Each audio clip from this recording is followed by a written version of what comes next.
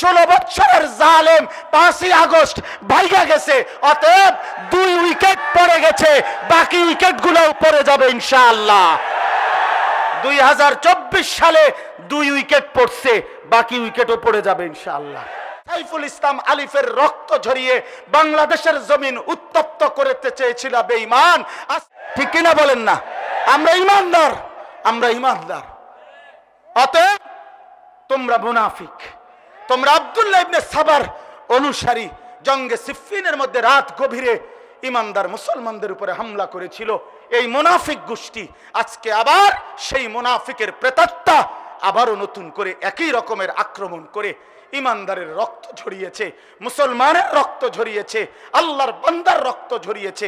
আল্লাহর নবী সাল্লাল্লাহু আলাইহি সাল্লাম বলছেন, ওয়া কিতালুহু কুফরুন, কোন ইমানদারকে হত্যা করা কুফরি, কুফরি, কুফরি, নবীজি বলেছেন।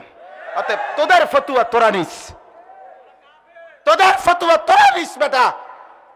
এদেশের লক্ষ কোটি উলামায়ে কেরাম, তাওহীদি জনতা, সারা পৃথিবীর ইমানদার জনতা, আমরা নিঃসন্দেহে এই কথা মনে রাখবেন, সংখ্যাগরিষ্ঠ উলামায়ে কেরামের তত্ত্বাবধানেই দ্বীনের কাজ চলবে। বলেন, শাহাদাতের রক্ত ছড়িলে, শাহাদাতের রক্ত ঝরিলে ঈমান নতুন করে আবার জেগে উঠবে। দাওয়াত তাবলীগই থাকবে, আলমী শুরাই থাকবে, উলামায়ে কেরামই থাকবে। এই ভণ্ডরা থাকবে না, টিকবে না, দন্তান্নায় কান্না। অবশ্যই অবশ্যই টিকবে না, অবশ্যই টিকবে না। আখিরাতের শাস্তির জন্য রেডি হও, দুনিয়ার জিল্লতি আর অপমানের জন্য রেডি হও। 54 বছরের জালেম সিরিয়ার স্বৈর শাসক বাপথুত মিলে জুলুম করছে। 54 বছর পরেও 8ই ডিসেম্বর ভাগতে হয়েছে।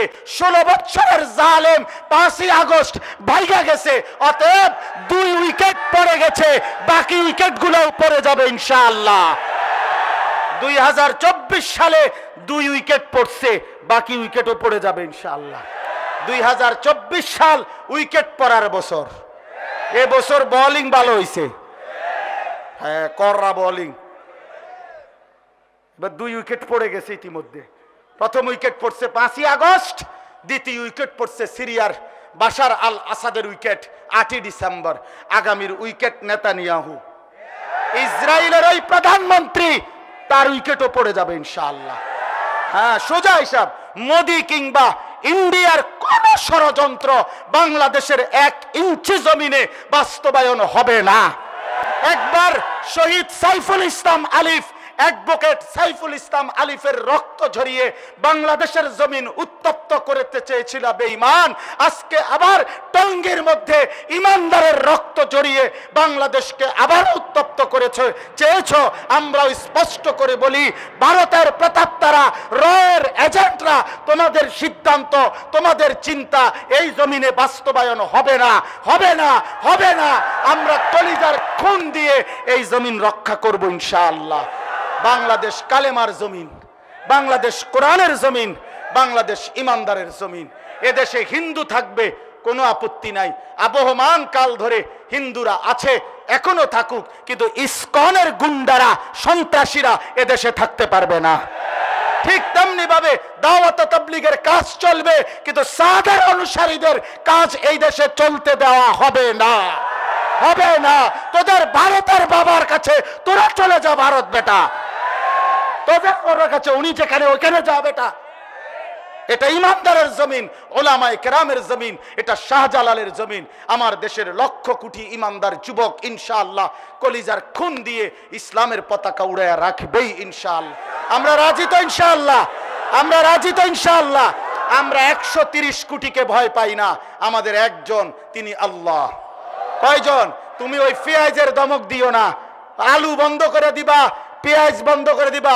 পেঁয়াজ মোদির আব্বার না, পেঁয়াজ মোদির বাফের না, আলু ওই ইন্ডিয়ার বাফের না, বরং ইন্ডিয়ার 130 কোটি বেঈমানকে যিনি পেঁয়াজ দেয়, আলু দেয়, খাদ্য দেয়, তিনি আমার আল্লাহ, আমার আল্লাহ। তোর কিসের বেটা? তোর তো মূর্তি ছাড়া কিচ্ছু নাই বেটা, ওইটা আমার আল্লাহ বেটা, ওইটা আমার আল্লাহ। আমি যারে সেজদা করি তিনি তোদেরকে খাওয়ায়, আমারে ধমক দেয়। বেকুব দেখছিনি? মন্ডা চায় কি করন, কয় কি বেটা, বলস কি বেটা, কাকে ধমক দেস বেটা? আমার আল্লাহ খাওয়ায় ওদেরকে। আল্লাহ খাওয়ায়। অতএব ইনশাআল্লাহ আমরা এক কথা, আমাদের আল্লাহ বড়। কে বড় ভাই? বলো আল্লাহু আকবার। নওজোয়ান দাঁড়ায় বলো, দাঁড়ায় বলো, দাও স্লোগান দাও, দাও স্লোগান দাও, আল্লাহু আকবার, আল্লাহু আকবার, দাও স্লোগান দাও।